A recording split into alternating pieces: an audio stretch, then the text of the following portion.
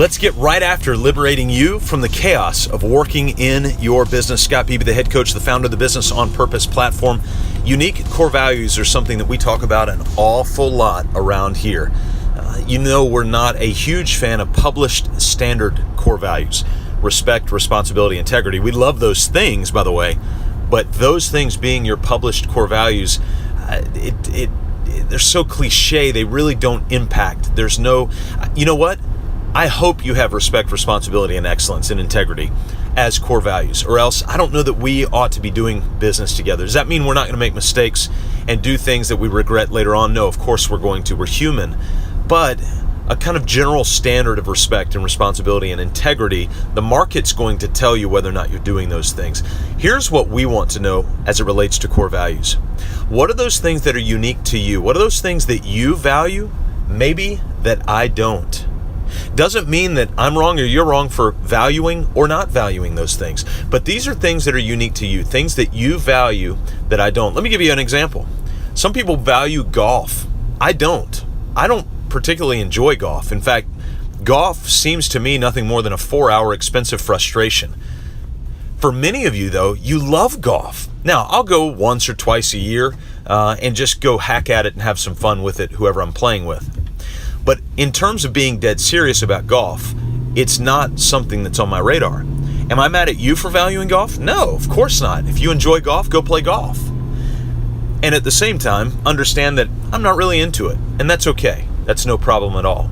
And so in the same way, we want you to create unique core values. What are the things that you value in your business? Maybe that I don't. One of the ones I go back to all the time is we've got a client who values clutch performance. I'm going to be honest with you. I'm not really into clutch performance. I don't like last second shots. I get antsy. I get itchy. I don't enjoy it. I want to know that I can either win or lose the game early on in the game, and then just kind of ride it from there, right? I know some of you are listening going, that's crazy, and you're a business owner? Yeah, I am.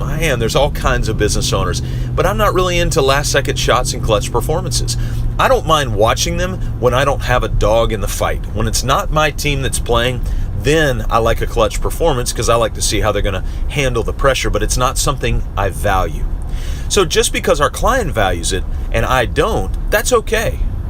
So this leads to the question that we got from a client recently, and that is, when we're building our unique core values, these things are going to set us apart, do we bring our team into the discussion? What a great question. I will tell you that this question will differ sometimes, and it's based on the capacity of your team. And what I mean by capacity of the team is how engaged are they in your process? If you run a business that is largely based on a lot of remote subcontractors who just provide widgets for you, then it may just be best for you to build those yourselves. We like to build a team. We have virtual team members. In fact, we have nobody on site with our business. Everybody is virtual. And yet we have core values that we share on a regular basis, because we want to be able to share those because we like building the team atmosphere. And so in coming up with our core values, we actually did not include our team because we didn't have a team when we built them, but we include them on them now. So the question is, if you have not built your unique core values yet, then feel free to bring your team. And even if you just want to bring your leadership team, but make sure there's a plan when you bring them in. Here's how I would do it. Now, this is just the way I would do it. It's not the right way. It's just the way I would do it. Is I would start with my vision.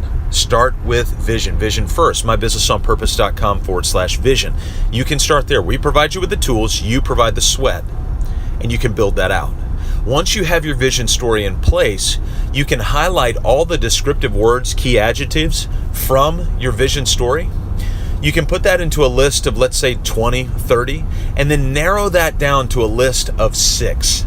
Your top 6 words by asking this one simple question.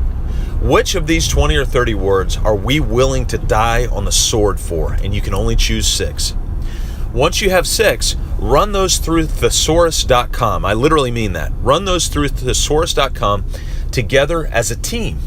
And start to look up real rich synonyms of those 6 words that you got, and see if you can come up with words that have double meaning, that have great richness to them, and start drilling that down as a team and go over that together. Set a time limit, maybe 30 minutes or 1 hour, where you look at thesaurus.com with those 6 words and you begin to drill those down. We've even encouraged people to gamify the process. Is if one of the team members comes up with one mother word, I mean, this word is like, wow, this is an incredible word, and it becomes the linchpin to the rest of your unique core values, man, gift card, celebrate, give them, I don't know, a pet stuffed unicorn or whatever you want to do. And so have some fun with that. And when they do that, let that be one of the anchor keywords.